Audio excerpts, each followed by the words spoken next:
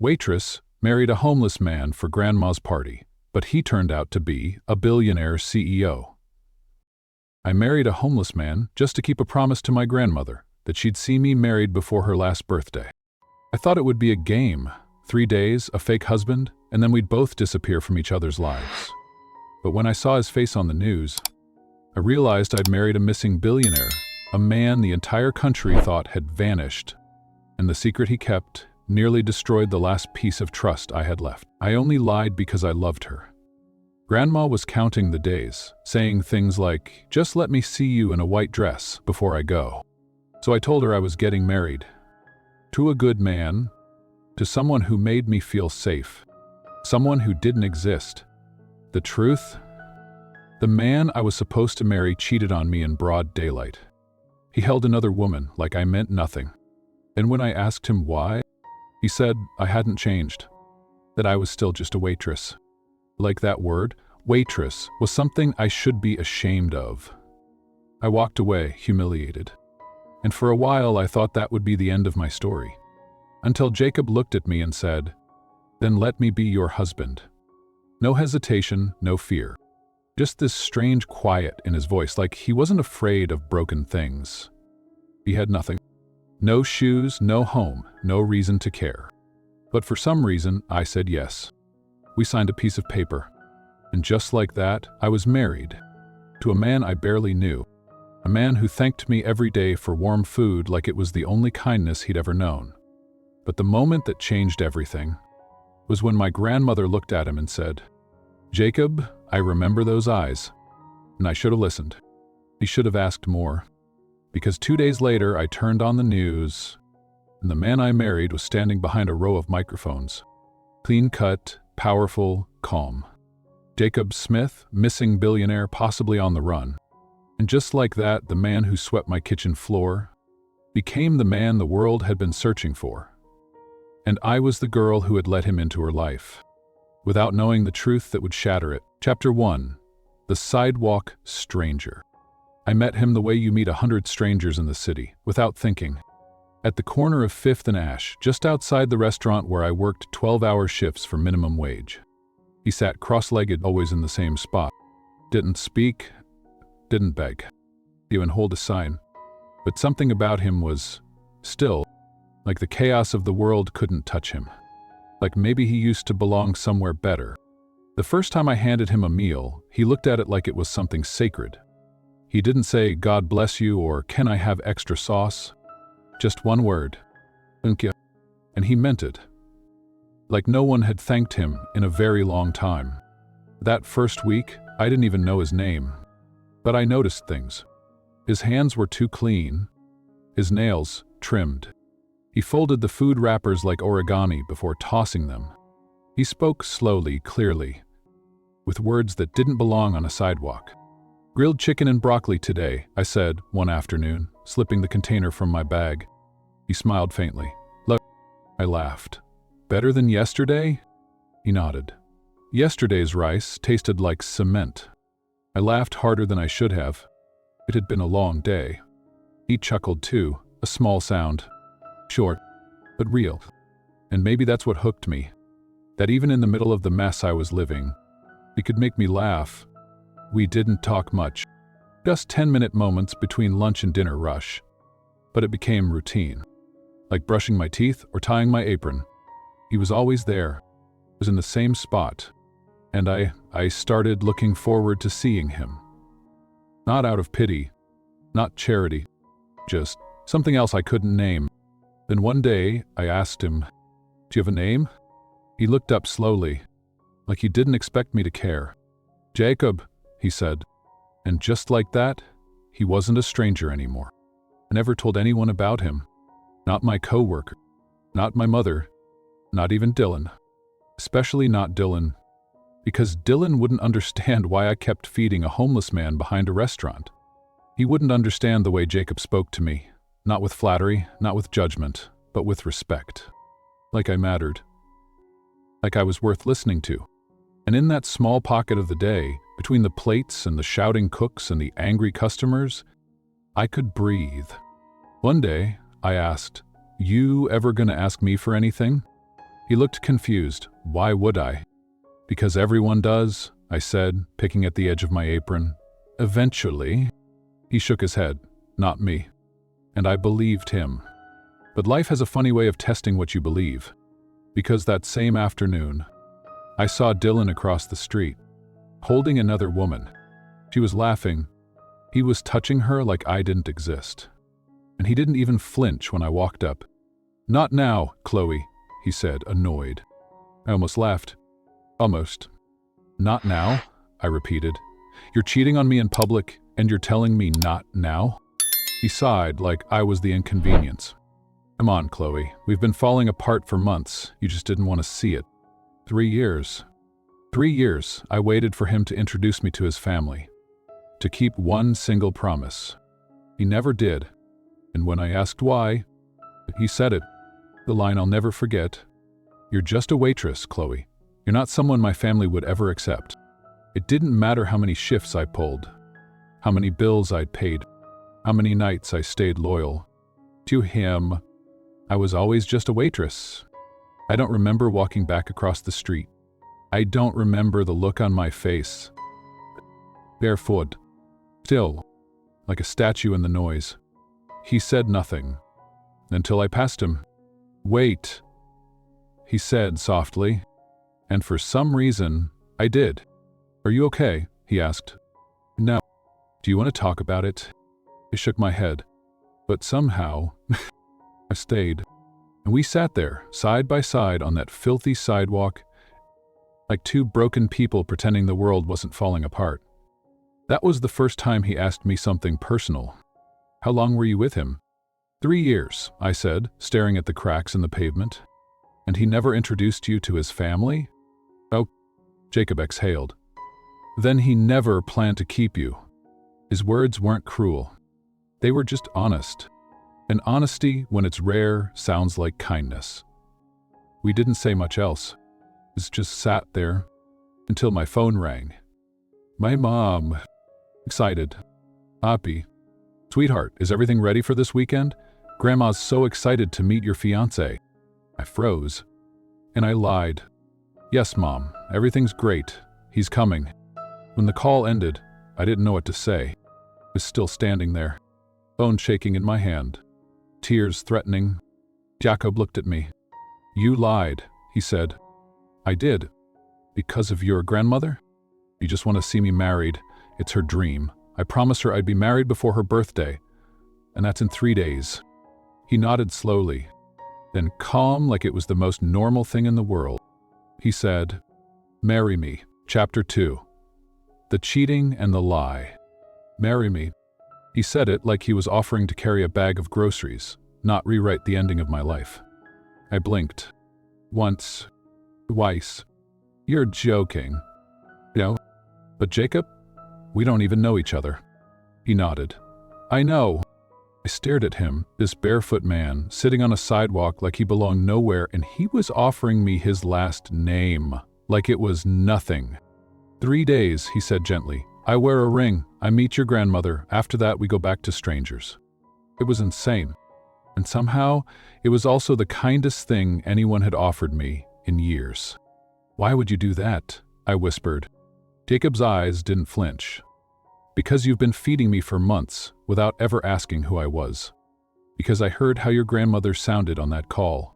And because maybe, just maybe, you need someone right now, just for a little while. I wanted to laugh. I wanted to scream. Instead, I whispered. Okay. We walked to the courthouse like we were in a dream neither of us had asked for. I didn't even change out of my uniform. He wore the same coat he'd been sleeping in. I don't think either of us knew what we were doing.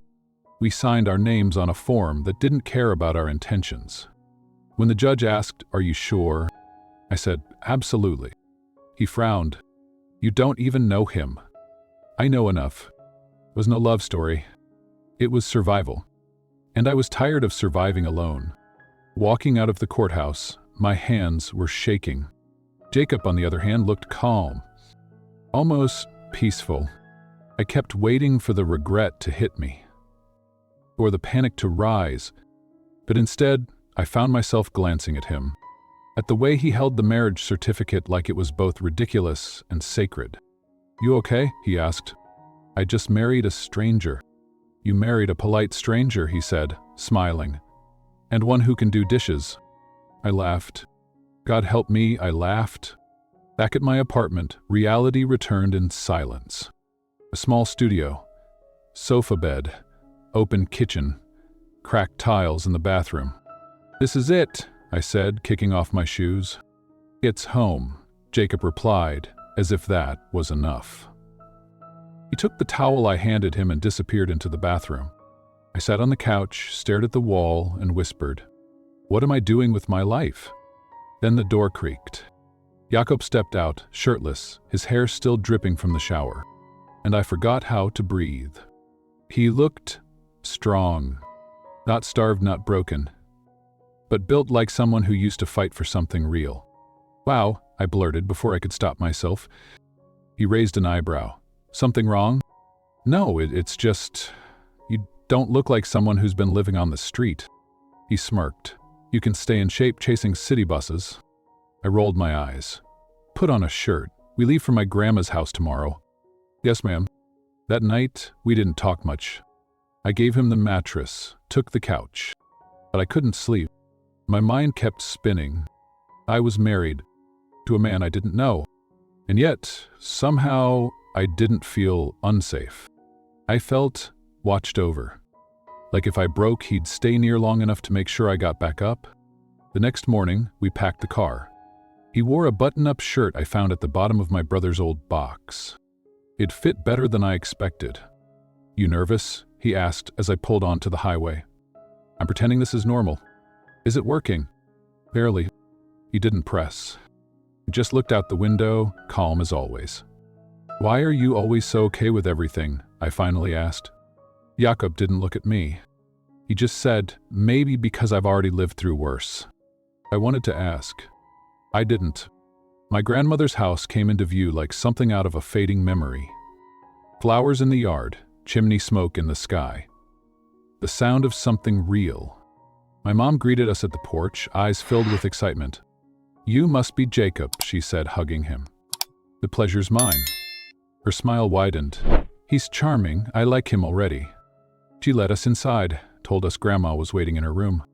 As I opened the door, my hands trembled. I'd lied to everyone I loved, but for what I thought was a good reason. "Grandma," I whispered, "I want you to meet someone." Jacob stepped forward, and then her eyes locked on his, and something shifted. She didn't smile, didn't blink. She just stared. "Jacob," she murmured. "That name sounds familiar." I froze. "You're not that missing billionaire, are you?" My stomach flipped. Jacob's voice didn't change. He smiled softly. "You must be thinking of someone else." But Grandma didn't look away. "I remember those eyes," she said. "You don't forget eyes like that." The moment passed. She let it go, said age was playing tricks on her. But something inside me whispered, what if she's right? That night, we had dinner with my family. Jacob was quiet, respectful, strange in the most polite way. He moved like someone who had eaten at expensive tables. Answered questions like a man with something to hide. And when my mother asked, "What did you do before meeting Chloe?" he paused. "Consulting," he said finally. "I help small businesses grow." And it sounded true, but it didn't feel true. After dinner, he offered to do the dishes. I watched him scrub the plates in silence. Like he belonged there. Like he'd done it 1,000 times. I walked into Grandma's room. She was smiling. "He's special," she said. "You think so?" "I know so, but he's not telling the whole truth. That's obvious." I didn't answer, because she wasn't wrong. But she added something I didn't expect. Sometimes people's secrets don't define who they are. What matters is how they treat you. I nodded, holding back 1,000 questions. And that night, lying on the couch with my wedding ring still warm on my finger, I wondered what scared me more, that I had married a stranger, or that I was starting to trust him anyway. Chapter 3. The Paper Wedding. No one tells you how strange it feels to walk into a courthouse with a man you barely know and say the words, We're here to get married." The woman behind the desk didn't even blink. She slid a form across the counter like it was a routine check-in. No questions, no suspicion, just paper. My hands shook. Jacob's didn't. He wrote his name with a pen he brought himself. And the handwriting, it was perfect. Clean. Controlled. Like he was used to signing things that mattered. The receptionist paused, looked at him longer than necessary, then looked at me.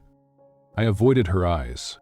I wanted to say, "This isn't real," but I didn't, because in that moment it was. We sat outside the judge's office, waiting. Jacob leaned back, arms crossed lightly over his chest, like this was nothing new. Like he'd waited on boardroom deals and broken contracts far more dangerous than this. Me? I was holding my breath. He looked at me, softly. "You still have time to change your mind." I swallowed. I already promised my grandmother. That's not what I asked. I didn't answer, because the truth was, part of me didn't want to run. When the judge called us in, everything felt too fast. Prayers weren't said. Rings weren't exchanged. Just two names spoken aloud and one sentence I'll never forget. "You are now legally husband and wife." That was it. No kiss. No celebration. Just a slip of paper and two people walking out of a quiet hallway into a louder world. And yet, when Jacob looked at me, something shifted. He didn't look like someone who had just helped a stranger. He looked proud, and that scared me more than the whole wedding. Outside the courthouse, I stood on the sidewalk holding the certificate in my hands, like it might burn a hole through my skin. Jacob stood beside me, unbothered, unshaken. "So now what?" I asked. He smiled. "Now you take me home. We've got a grandmother to impress." I laughed, short, nervous. "You're taking this way too well. I've been through stranger things." That was the second time he said that. And both times I believed him. At my apartment, everything looked smaller than usual. I dropped my bag, took off my coat, tried to shake off the weight of the day. But when I turned around, Jacob was already hanging his shirt on a chair, walking barefoot toward the bathroom like it was already his home. I stood there, stunned. I had just married this man. And yet somehow he walked through my world like he'd always been part of it. I pointed to the towel. He nodded and went in. And I sat on the edge of the couch, feeling like I'd fallen into a movie I didn't audition for. The sound of the shower running was the only thing reminding me this was real. Minutes passed. I kept thinking, what happens when this weekend is over? Would he leave? Would I care? When he stepped out again, shirtless, wet hair, a towel slung low around his hips, I caught myself staring. Not because of how he looked, but because I couldn't figure out who he really was. "You okay?" he asked. "Fine," I lied. He walked over to the tiny fridge and grabbed a bottle of water, moving like the place was familiar. "You act like this is normal," I said. He shrugged. "You needed someone. I was there. That's not so strange." "It is to me." That night, we slept in the same room, but not together. I gave him the mattress again, took the couch. But sleep didn't come easily. His breathing, slow, steady, filled the silence. And I wondered who he was before he became a stranger on the sidewalk. Not just what he lost, but what he walked away from. The next morning, I woke up before him. I made coffee, brewed it strong, the way my grandma liked it, and I stared at the wedding certificate on the counter. His name beside mine, Jacob Smith. It felt surreal. I thought about asking him for more details, but something inside me said, not yet. Instead, I handed him a mug as he walked out of the bathroom in one of my brother's old t-shirts. He took it with a grateful smile. "Thanks, wife," he teased. I rolled my eyes, but the word hung there between us. Not as a joke, just something we'd have to learn how to carry. In the car on the way to my grandmother's house, we didn't say much. I kept my hands tight on the wheel. We kept glancing at the trees. "You sure you're ready for this?" I asked. Sure enough, "You're calm." "I've had practice." "Practice being fake?" "No, practice pretending I'm okay." And for the first time I saw something in his eyes that wasn't calm. It was grief, and for some reason it made me want to reach for his hand. But I didn't. When we pulled up to my grandmother's house, she was already waiting by the window. My mother opened the door. My heart was racing. Jacob stepped out of the car, held the door for me, and smiled like a man who'd been doing this all his life. And maybe, in some version of his story, he had. As we walked toward the porch, I whispered, "This might be the strangest weekend of my life." Jacob smiled. "Let's make it unforgettable." Chapter 4. Grandma remembers. She was waiting in her favorite chair, wrapped in that old floral shawl that smelled like lavender and thyme. When I walked in with Jacob at my side, I thought she'd smile, maybe even make a joke. But she just stared. Not at me, at him, and she didn't blink. "Grandma," I said gently, "this is Jacob." Still nothing. Then, very softly, she whispered, "Jacob," like it was a name she hadn't said in years. "That name sounds familiar." I smiled nervously. "I'm sure it's just a coincidence." She tilted her head. "You're not that missing billionaire, are you?" The air left my lungs. Jacob didn't flinch. He smiled. "I think you're mistaking me for someone else." But her eyes didn't move. "I remember those eyes," she said. "You don't forget eyes like that." My mother laughed, trying to brush it off. Old age, fading memory, imagination. I laughed too, but it felt hollow, because I remembered how still Jacob went when she said it, like she'd struck a match too close to a secret. Later we sat at the dinner table. My mom had gone all out. Roast chicken, potato salad, enough food to feed a small army. Jacob sat beside me, calm as ever. He passed dishes politely, spoke with a vocabulary that didn't belong to someone who lived in alleyways. "You've got good manners, Jacob," my mom said. "What did you do before meeting my daughter?" He paused. I felt it. So did she. "I worked with people, small businesses," he said. "And now? Now I'm starting fresh." His tone never wavered, but I saw the shadow in his eyes. He wasn't lying, but he wasn't telling the whole truth either. After dinner, he washed the dishes. Not like someone doing a chore, like someone used to being alone in quiet rooms. I helped Grandma back to her bedroom. She took my hand. "He's special," she said softly. "I know, but he's hiding something." I nodded.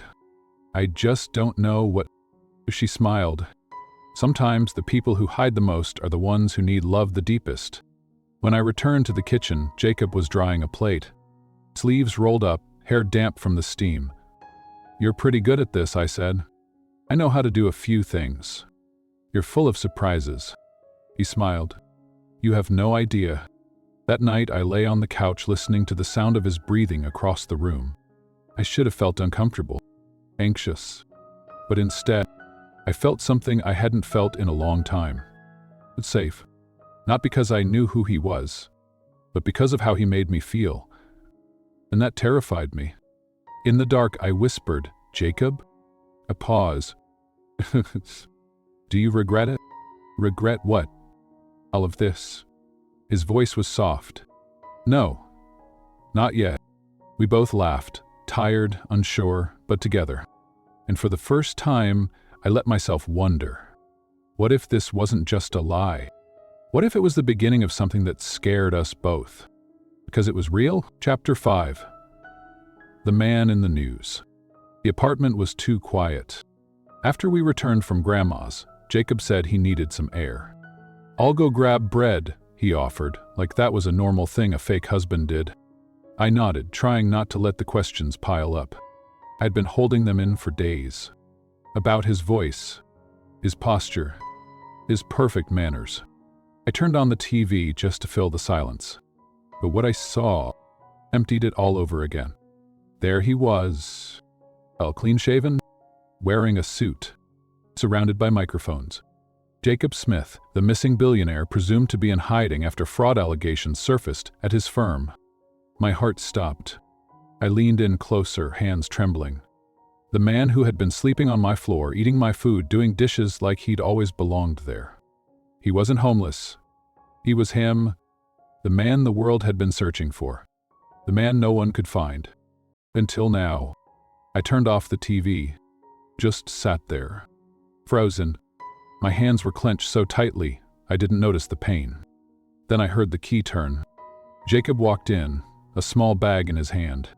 He looked at me, saw my face, and stopped cold. What happened? I didn't say a word. He just pointed the remote at the screen and turned the news back on. There he was again. His name, his face. He didn't deny it.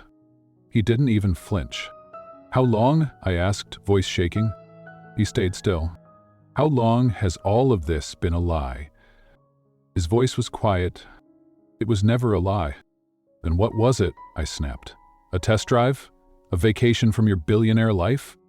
I didn't plan to fall into your world. You married me, Jacob. His jaw tightened. To help you. And you never thought I deserved the truth? I was going to tell you. When? I cut in. After the press conference? After I saw you on every screen in America? He stepped forward. I stepped back. Don't, I said, tears rising. Don't come closer. I'm not the man they think I am. Then who are you, Jacob? My voice cracked. Because I don't know if I ever knew. He looked down, swallowed hard. My partner's been stealing from the company. I faked my disappearance to investigate. I had to go underground, quietly. And I was your cover story. No, you were the accident I didn't see coming. That hurt more than I expected. Everything with you. He looked at me, eyes full of something heavy. It was the only thing that felt real. I couldn't breathe. I couldn't look at him. I let you meet my grandmother. I know. She blessed our marriage. I didn't mean for any of this to happen, but it did. I walked to the door, opened it, and just stood there. He looked at me, broken. I was starting to like you, I whispered. And that was the part that hurt the most. He walked out slowly, still holding the bag of bread like he hadn't realized he didn't need it anymore. The door closed, and something in me closed with it. That night, the apartment was too quiet. And yet the silence screamed louder than his voice ever had. I curled up on the couch, my wedding ring still on. Why hadn't I taken it off? Maybe because I didn't want to admit it had meant something, even if none of it was real. 2 days passed. No texts. No knocks. No trace. Just headlines. And silence. Until I got home from work and saw something on the table. The box. The notes. I didn't come back for me. I came back for you, not to ask for forgiveness, just to leave behind what I meant to give you. Inside the box was a simple ring, identical to mine, and a keychain, a miniature bouquet, like the one I never had. I didn't cry, not at first, but that night, in bed, holding that small bouquet in my palm, I couldn't stop, because for the first time, I wasn't grieving what I lost. I was grieving what I almost had. Chapter 6. The Video Confession. I didn't expect another message. Not from him. Not after everything. Only brought it home. Anonymous number. No greeting. Just words. You need to know what he did for you. And then an address. No name. No explanation. No signature. Just a quiet dare. Come see. I stared at the screen for a long time. I didn't want to care, but my heart, it never learned how to unfeel. At the scheduled time, I climbed the stairs of an old office building. 3rd floor, a man in a suit stood waiting. Miss Evans? He asked gently. Yes, I'm Thomas, Jacob's attorney. He asked me to give you something in case things between you two fell apart. He handed me a flash drive. And in that room there's a computer. You can watch it privately. I stepped inside, shut the door, slipped the drive into the port. Just one file? The screen flickered. And there he was. Jacob, wearing one of those old shirts from my apartment. Hair messy, face tired. He looked straight at the camera and started speaking. Chloe, if you're watching this, it means I messed it all up again. He laughed. But it was sad. Exhausted. I wanted to tell you the truth from the start, but I was already running. From everything. From myself. He looked down, then back up, and then you showed up. With a box of food and a kindness I didn't deserve. I thought marrying you would just be a way to disappear, a moment of cover. But then you laughed at my stupid jokes. You let me do dishes. You let me exist. His voice cracked. You didn't want anything from me, and that scared me more than the lies. He paused. I'm not proud of the way I handled this, but I want you to know something. I didn't pretend to care. I fell in love with you. My chest tightened. He said it like it was the first time he'd allowed himself to say it out loud. I didn't come to you as a billionaire. I came to you broken, invisible, and somehow you saw me anyway. The screen went black. When I opened the door, Thomas handed me an envelope. Jacob set this up for you, in case he couldn't explain it himself.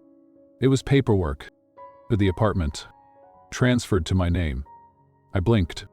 I can't take this. He wanted you to have something no one could take away. I walked out of the building with that envelope tucked against my heart. And when I got home, there was another message waiting. A video, this time sent directly from Jacob. He stood in front of a wall of pinned photographs. Moments I didn't know he'd captured. Me asleep on the couch, laughing in the kitchen, holding my grandmother's hand. His voice returned. I saved all of this, not because I was watching, but because I was feeling. For the first time in a long time, it felt like I belonged. If I disappear again, please know this wasn't a performance. It was love. That night, I didn't cry. I sat in silence, hands pressed against my chest, trying to hold in everything that was breaking and everything that was healing at the same time. Chapter 7. The Invitation. I hadn't said his name in days, but I couldn't stop thinking it. Jacob. In my kitchen. Jacob folding the blanket. Jacob doing dishes with soap up to his elbows like it was some kind of sacred act. And missed his quiet. And then she showed up. Chloe, my manager said, peeking into the back of the restaurant. There's someone asking for you. Said her name is Laura Smith. The plate in my hand nearly slipped. Smith. I walked outside, and there she was. Neat bun, clean blazer, same calm eyes. Are you Chloe Evans? She asked. I am, and you're Jacob's sister. For a long second I just stared. She smiled, not kindly, not cruelly, just knowingly. I came because he couldn't. I folded my arms. Why now?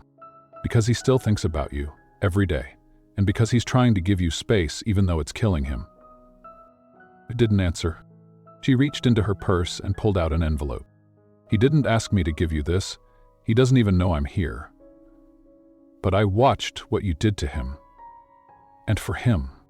What is it? An invitation. That night, I sat at the table turning the envelope in my hands. I didn't open it. Not at first. I told myself I was done. That I couldn't trust him. That love, when built on secrets, doesn't last. But a part of me also whispered, maybe he was trying to tell the truth, just not fast enough to catch you before you broke. I opened it. It was formal, elegant. The Smith Foundation Gala. Tomorrow night. He would be there. He wouldn't know I was coming. Or not. The next day, I stood in front of my closet like I was choosing armor. Nothing expensive. Just a black dress that fit right. Not for him. For me. To walk in and feel like I belong. To see for myself whether the man in the suit still remembered the sidewalk. The venue was grand, but not flashy. Jacob's kind of wealth, quiet, composed, understated. I slipped inside unnoticed. Guests murmured about the scandal and his return. And then I saw him. He was across the room, speaking with two men in tailored suits. He looked thinner, paler, but his eyes still searched the crowd, like part of him was hoping to find me in it. I turned away, pretending to study the appetizers. And then his voice came from behind me. You came. I turned slowly. I wasn't sure I would. I didn't expect you to. The voice she hated most echoed again. We, two people pretending to be strangers again. You could have told me the truth, I whispered. I know. You let me walk away. Trying to stop you would have meant controlling something that wasn't mine to hold. Silence. Then he asked, "Do you still have the ring?" I hesitated and raised my hand slowly. I tried to take it off, but something in me wouldn't let go. He exhaled, like that alone was a kind of mercy. "I'm not asking for anything tonight," he said. "No apologies, no promises. I just wanted you to know I'm still here." I nodded, and for the first time since it all fell apart, I didn't feel betrayed. I felt seen. Not perfectly, but honestly. That night, I didn't go home with him. But I also didn't walk away with nothing. I walked away knowing whatever we were becoming wasn't over yet. Somewhere between us. The days that followed weren't loud. They didn't come with grand gestures or tearful reunions. Just small things. A message in the morning. A coffee waiting outside the restaurant. A name lighting up my phone, but never asking for too much. Jacob. He was showing up, not all at once. Just steadily. Like he knew I needed time. And that time, if handled right, could heal what truth had broken. One night, he sent a message. "Last night I dreamed about your grandmother's kitchen. The rice, the laughter, the silence that didn't feel empty." I stared at the words longer than I meant to. And I replied, just a heart emoji. No words. Not yet. A few days later, I walked into the restaurant and found everyone huddled around the TV. Jacob was on the screen again, but this time not as a suspect. He stood at a podium, calm, clear-eyed, composed. "I'm here today to present full evidence of embezzlement inside my company. Bank records. Security footage. I disappeared to protect the truth. And now, I returned to live in it." I watched, stunned. He wasn't hiding anymore. Not from the cameras. Not from himself. And suddenly I knew. The man I'd fallen for wasn't the one who lied. He was the one standing there now. Finally, honestly, free. That night, I found a note under my door.